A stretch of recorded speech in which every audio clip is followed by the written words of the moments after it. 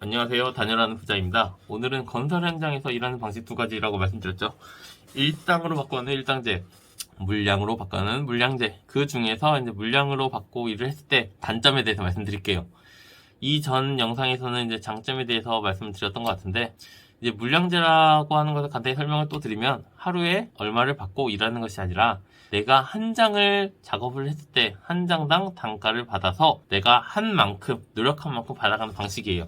하루에 뭐 10장을 작업했다 그러면 10만원, 100장을 작업했다 그러면 100만원입니다. 아무리 인원이 많더라도 작업한 양에 대한 금액만 받는 거기 때문에 정말 계획을 잘 세워야 돼요. 팀장의 역량도 굉장히 중요하고요.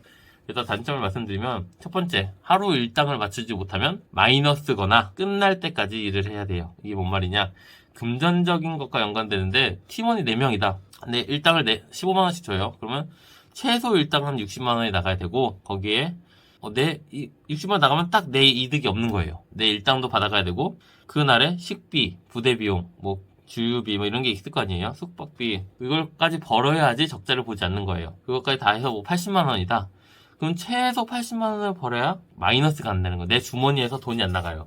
그렇지 않고 뭐 60만원 벌었다, 하루에 50만원 벌었다, 그러면 내 주머니에서 모자란 돈이 나가야 합니다. 그럼 일을 하고도 적자를 보는 거예요. 혹은 팀원들 연장 수당 이렇게 주면 더 오히려 마이너스니까 다 보내고 팀장이나 팀장과 한 명 이렇게 해서 나머지 일당을 맞추는 거죠. 더 일을 해서 잔업을 해서.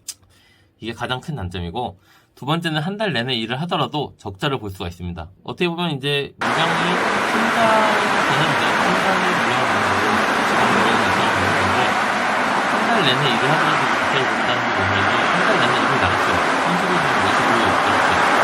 말 그대로 앞서 말씀드렸듯이 하루 한 달만을 못 쓰면 마이너스라고 했죠. 그게 쌓이고 쌓이는 거죠. 오히려 물량을 잘 치는 날도 있겠지만 못 치는 날이 더 많다. 그러면 결론적으로는 마이너스가 되는 거예요. 하지만 팀원들 일당 60만원인데 출근해서 서류, 안전, 뭐 점검, 뭐 건설사 등 문제로 일을 못하고 가만히 있다가 끝난다면은 일당은 줘야 되잖아요. 그럼 그날 뭐 일을 아예 못했다. 그러면 일당 60만원은 손해예요. 줘야 되기 때문에, 나가야 되기 때문에. 그리고 공정과 계획도 잘 세워야지 적자를 보지 않습니다. 이건 진짜 중요한 말이에요. 진짜 오히려 빚을 질 수도 있어요. 세 번째, 이제 물량제 팀의 특징인데, 하루하루가 돈이기 때문에 이게 장점이 될 수도 있겠지만 제가 생각했을 땐 단점이에요. 제가 물량팀을 많이 해봤을 때 단점인데, 직원들 경우에는 많이 단점이고, 주말 공휴일도 일하는 경우가 많아요. 혹은 평일을 안 쉬고 주말에 일을 하는 경우가 있고요. 그렇게 이제 휴무계획 세우기가 정말 힘듭니다. 아무리 제가 물량으로 받아서 팀장이랑 같이 물량을 한다고 쳐도 쉬고 싶잖아요. 힘들고 기공일수록 더 힘들거든요. 근데 한 명 한 명이 각자의 역할이 있어서 빠질 수가 없어요. 물량팀에게는 진짜 소수의 인원으로 매출을 극대화하는 것이 목표이기 때문에 손실이 크게 다가옵니다. 빠진다면 오히려 휴무를 가져야 되는 경우도 생기고요. 공정이 바빠서 못 쉬는 경우도 많고요. 사람이 많이 있고 팀에 여러 팀이 들어가면 좋겠지만, 현장 여건상 여러 팀이 들어가면 돈을 버는 구조는 아니에요. 솔직히 소수의 팀이 들어가서 좀 공정에 맞춰서 장기적으로 하는 게 가장 좋고요. 이제 그리고 네 번째, 이것도 이제 돈 관련된 걸 수도 있는데, 현장과 현장 사이에 갭이 클 수가 있습니다. 이제 한 곳의 현장이 끝나면 다른 현장을 옮겨가야 되잖아요. 내가 팀의 오더고 팀장인데 끝나는 시점이 정확하지 않습니다. 왜냐? 다음 현장을 가고 이쪽을 맞추는 게 쉽지 않아요. 왜냐면 이게 탁월히 다음 현장을 풀치기 딱 적었고, A쪽에서 갔다가 공업자랑 A쪽으로 잘 갔다가 기존의 현장, 지금 현장에 정확히 않습니다.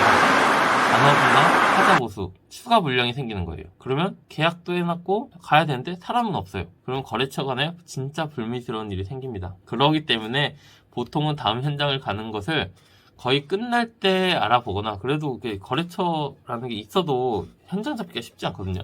혹은 일부러 텀을 둬요. 뭐 짧게는 뭐 일주일, 길게는 뭐 한 달 정도 텀을 두고 그때부터 이제 알아보거나 아예 길게 잡죠, 텀을. 그래야지 서로의 불미스러운 일도 없고 손해를 감수해야 하기 때문에 이제 어쩔 수가 없는 단점입니다. 이게 가장 큰 단점이고, 보통 일당분들은 그냥 이직하면 되니까, 현장 끝날 쯤 됐네, 다른 데 가야지, 가면 되니까 상관없는데, 물량은 그렇게 하지 못한다.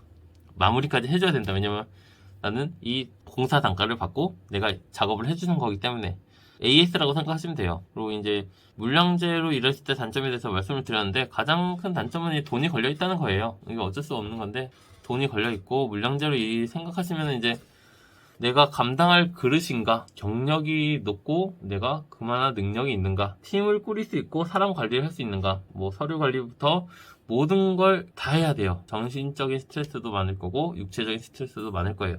이런 걸 모든 걸 고려해 봤을 때 내가 일당을 받는 것보다 물량으로 오는 게 더 현명한 판단인가를 선택을 하셔서 결정을 하시면 좋을 것 같습니다. 이상 단연한 부자였고 감사합니다.